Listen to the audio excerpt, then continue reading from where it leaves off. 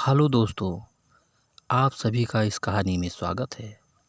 आज की इस कहानी का नाम है बहन बनी देवरानी या एक सास बहू कहानी है। तो आइए आपको कहानी की तरफ ले चलते हैं। प्रीति, मम्मी मैं आपको कितनी बार मना कर चुकी हूँ कि मैं जिस घर में किसी को जानती नहीं पहचानती नहीं उस घर में शादी कैसे कर सकती हूँ। मैं तो ससुराल में बिल्कुल अकेली पड़ जाऊँगी। माँ, पर प्रीति बिटिया, एक ना एक दिन तो हर लड़की को अपने ससुराल जाना ही पड़ता है और ये तो हर लड़की के साथ होता है। ससुराल में जाकर एक दूसरे को पहचानना, सबके दिलों में जगह बनाना, सबसे प्यार बांटना, यही तो रीति है। कोमल, प्रीति की बड़ी बहन, मम्मी अगर इसे ऐसी जगह शादी नहीं करनी जहाँ इसे कोई नहीं जानता, तो ऐसी जगह तो कर सकती है ना जहाँ ये किसी को जानती है, कोई इसका साथी हो। प्रीति, अरे कोमल दीदी, अच्छा हुआ आप आ गए। मम्मी को देखो ना, कब से शादी कर ले बोल रही हूँ। जब मैंने बोल दिया कि मुझे अभी शादी नहीं करनी तो क्यों बार बार मम्मी जिद कर रही हैं। कोमल, ठीक ही तो कह रही हैं मम्मी, एक ना एक दिन तो शादी करनी ही है, तो क्यों ना समय रहते खुशी का काम ठीक ठीक हो जाए। वैसे अगर तुम कहो तो मैं तुम्हें एक सलाह दे सकती हूँ। मेरा इकलौता देवर मोहित अभी नई नई नौकरी पर लगा है और हाँ, बाबूजी उसके लिए लड़की देख रहे हैं, पर मोहित को अभी कोई लड़की पसंद नहीं आ रही है। अगर आपकी रजामंदी हो तो मैं प्रीति के लिए अपने देवर से बात करूँ मम्मी। माँ, ये तो बहुत अच्छा रहेगा। कोमल बिटिया, अगर तेरे ससुराल वाले इस बात के लिए मान जाते हैं तो तेरे पापा और मुझसे कोई इतराज़ नहीं। कोमल, और प्रीति तू बता। प्रीति, मुझे क्या पता दीदी, आपको जो ठीक लगे वैसा करो। अच्छा, मैं अभी जाती हूँ। प्रीति शर्मा कर अपने कमरे में चली जाती है। प्रीति और कोमल दोनों सगी बहन थी। कोमल की शादी शहर के एक बड़े ऊंचे घराने में हुई थी। कोमल प्रीति की शादी की बात अपने देवर से करती है। सब लोग इस रिश्ते के लिए मान जाते हैं क्योंकि प्रीति के स्वभाव को सब जानते थे। सबकी रजामंदी से खुशी खुशी रिश्ता तय हो जाता है और प्रीति और मोहित की शादी हो जाती है। प्रीति नई नवेली दुल्हन बनी अपने नए नए सपने सजोए अपने ससुराल आती है। सब कुछ बहुत अच्छे से चल रहा था। दोनों बहनें मिलकर खुशी खुशी घर का काम निपटाती हैं। घर का माहौल बहुत ही शांतिपूर्ण था। पर कहते हैं ना, जहाँ चार बर्तन होते हैं वहाँ कभी न कभी बज ही जाते हैं। कोमल की सास प्रीति के स्वभाव से बहुत खुश थी। एक दिन सास का एकादशी का व्रत था। कोमल थोड़ी देर से सोकर उठी, इसीलिए प्रीति ने सास के लिए फलाहार की कई चीज़ें बना डाली। ये देखकर सास बहुत खुश हो गई। सास, प्रीति बहू, मैं धन्य हो गई जो तुम जैसी बहू ऊपर वाले ने मुझे दी। मेरी दोनों बहुएं लाखों में एक है।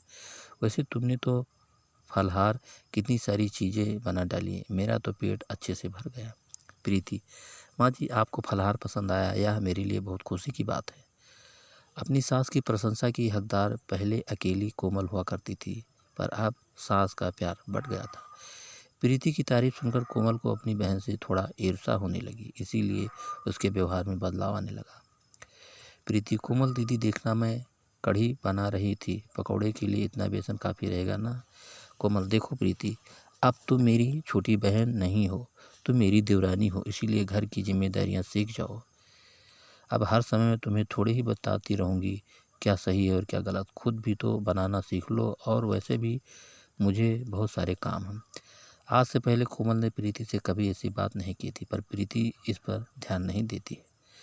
अब तो कोमल अक्सर प्रीति को नीचा दिखाने की भी कोई कसर नहीं छोड़ती है। एक दिन प्रीति ने गलती से दाल में देसी घी के तड़के की जगह तेल का तड़का लगा दिया, जिस पर कोमल उसे टोकने लगी। कोमल, प्रीति, तुम्हें पता नहीं कि माँ जी को देसी घी के तड़के वाली दाल पसंद है, फिर तुमने तेल का तड़का क्यों लगा दिया। प्रीति, दीदी, वो देसी घी मुझे मिल नहीं रहा था, मैंने पूरी रसोई में देख लिया, मैंने तेल का तड़का लगा दिया। कोमल, 6 महीने तुम्हारी शादी हो गए हैं, कब तक मैं रसोई के सामान की देखभाल करती रहूँगी, तुम्हें भी तो देखना चाहिए। देसी घी हमेशा भंडार में घर में रखा होता है, एक बार वहाँ जाकर देख लेती, कम से कम ये गलती तो नहीं होती। एक बात कान खोलकर सुन लो, यहाँ तुम मेरी बहन नहीं देवरानी हो। कभी भी ये सोचो कि दीदी दीदी करके तुम मेरी मदद लेकर घर में सबकी तरफदारी बटोरती रहोगी और चुपचाप देखती रहूँगी। सास: कोई बात नहीं कोमल बहू, इस पर इतना गुस्सा होने वाली क्या बात है। कभी कभी देसी घी ना हो तो तेल के तड़के वाली दाल खाने में मुझे कोई परेशानी नहीं, और वैसे भी तेल के तड़के में भी दाल स्वादिष्ट लग रही है। मुझे प्रीति ने ऊपर से सफ़ेद मक्खन डालकर दिया था, और मक्खन डालकर वैसे ही बहुत स्वादिष्ट हो जाती है। प्रीति की तरफदारी करती हुई अपनी सास को देखकर कोमल गुस्से से भर जाती है और पैर पटकती हुई अपने कमरे में चली जाती है। कोमल ने प्रीति से बात करना भी बंद कर दिया था। इस वजह से प्रीति का मन बहुत परेशान रहता था। कोमल की आंखों पर तो जलन की पट्टी बंधी होती थी।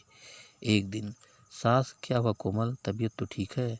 आज सुबह से ही सो रही हो। अरे, तुम्हें तो बहुत तेज बुखार है। कोमल: माँ जी, मेरा सिर दर्द से फट रहा है, बड़ी घबराहट सी हो रही है। सास: प्रीति बहू, जल्दी आओ, देखो कोमल बहू बुखार से तड़प रही है, और इसने किसी से कुछ नहीं बताया। सूरज भी शहर से बाहर गया हुआ है। प्रीति: कोमल दीदी, आपने मुझे बताया क्यों नहीं? घबराओ नहीं, मैं अभी मोहित को फ़ोन करती हूँ, वो ऑफिस नहीं पहुँचे होंगे, रास्ते में ही होंगे।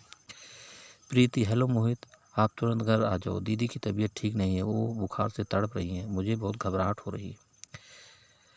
मोहित, प्रीति का पति: घबराओ नहीं प्रीति, मैं अभी आता हूँ, चिंता मत करो।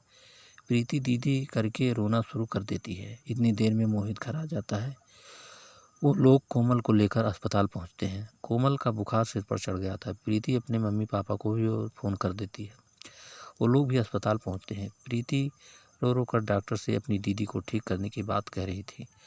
प्रीति रोती है: डॉक्टर साहब, मेरी दीदी ठीक हो जाएगी ना? प्लीज़ आप उनका अच्छे से इलाज करिए, मेरी दीदी को ठीक कर दीजिए डॉक्टर।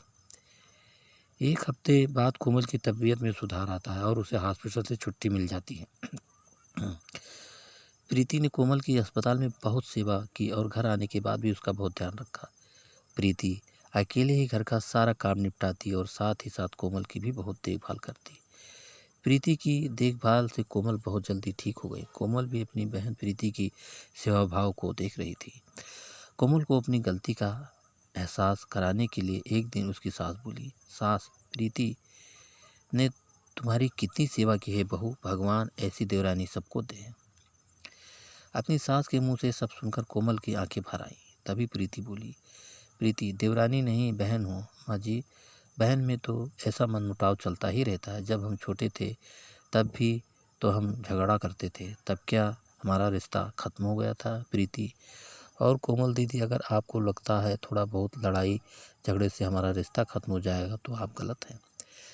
मैं आज भी आपकी बहन हूँ, कल भी आपकी बहन थी और आगे भी मैं आपकी बहू नहीं रहूँगी। देवरानी मुझे कभी मत समझना और ना कभी बोलना। कोमल: प्रीति मेरी प्यारी बहन। प्रीति और कोमल एक दूसरे के गले लग जाते हैं। सास की आंखें भी खुशी के आंसू से भर जाती है। अब दो देवरानी जेठानी नहीं बल्कि दो बहनें का मिलन हुआ था। तो आपको कहानी कैसी लगी दोस्तों, हमें ज़रूर बताना। अगली कहानी में आपको फिर मिलेंगे, और अगर अभी तक आपने हमारे चैनल को सब्सक्राइब नहीं किया है तो प्लीज़ हमारे चैनल को सब्सक्राइब कर लीजिए, जिससे अच्छी अच्छी कहानियाँ आप तक पहुँचाता रहूँ। तो अगली कहानी में फिर मिलेंगे, तब तक के लिए नमस्कार।